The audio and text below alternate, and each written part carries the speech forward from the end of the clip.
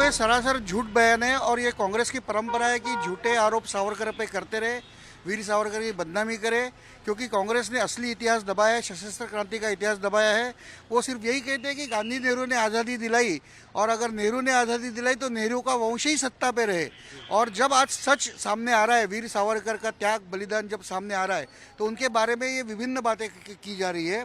पहली बात तो ये है कि वीर सावरकर ब्राह्मण है, गांधी ब्राह्मण नहीं है, तो कांग्रेस ने अपना जातिवादी चेहरा आज खुला कर दिया है। वो डिवाइड एंड रूल, ये ब्रिटिशों की पॉलिसी यहाँ चलाना चाहते हैं, ये हिंदुओं को जातियों में बांटना चाहते हैं।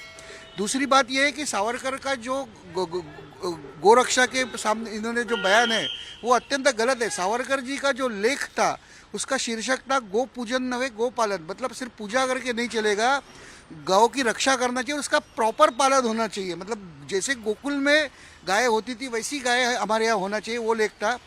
वो लेख में उन्होंने कहा था कि पुराने ज़माने में जब वो बाहर से आक्रामक आते थे हमारे ऊपर, तो उनको पता था कि हम गोहत्या नहीं करते, तो अपने सामने वो गौ के झुंड रखते थे और वो गाय बचाने के लिए हमारे सैनिक युद्ध छोड़ देते थे।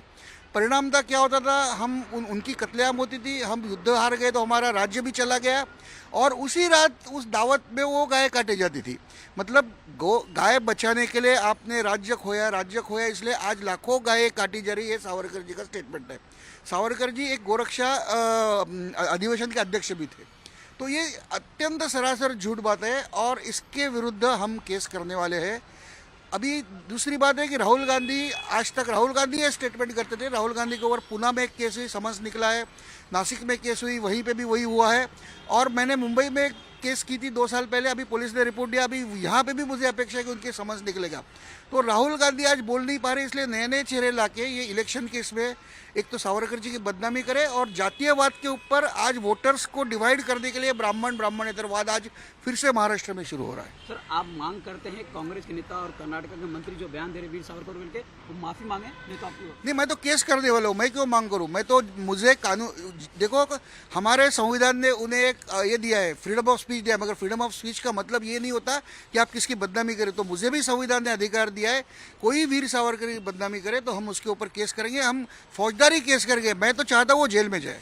जिस प्रकार से हमने देखा था राहुल गांधी एक महाराष्ट्र में आते थे, कहीं वो वीर सावरकर का अपमान जरूर करते, लेकिन अब कांग्रेस के नेता इस तरह से खुल के आ रहे, अब वीर सावरकर का अपमान कर रहे हैं, तो क्या कांग्रेस की टैक्टिक है वीर सावरकर को लेकर बदनाम करना?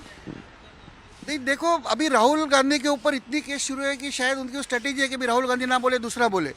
एक ज़माना कांग्रेस में ये होता है कि जो परिवारवाद है, वंशवाद है, जो उनके जो युवराज बोलेंगे वही कहेंगे। एक ज़माने में इंदिरा गांधी सावरकर जी के बारे में अच्छे कहती थी, सभी कांग्रेस वाले अच्छे कहते थे।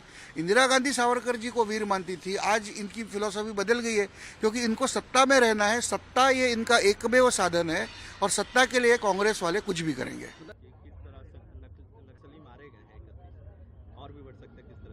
कल दिन भर चले मुठभेड़ में हमारे डीआरजी नारायणपुर, डीआरजी दंतेवाड़ा और एसटीएफ के फोर्सेस थे। नक्सलियों की बड़ी संख्या वहाँ थी। उनका कंपनी नंबर 6 था और प्लाटून नंबर 16, वो दोनों साथ चलते थे बीजापुर, नारायणपुर और दंतेवाड़ा के बॉर्डर एरियाज़ में। और वहाँ पर ये जो बड़ा ऑपरेशन हुआ है, जिसमें अब तक 31 शव बरामद हो चुके हैं।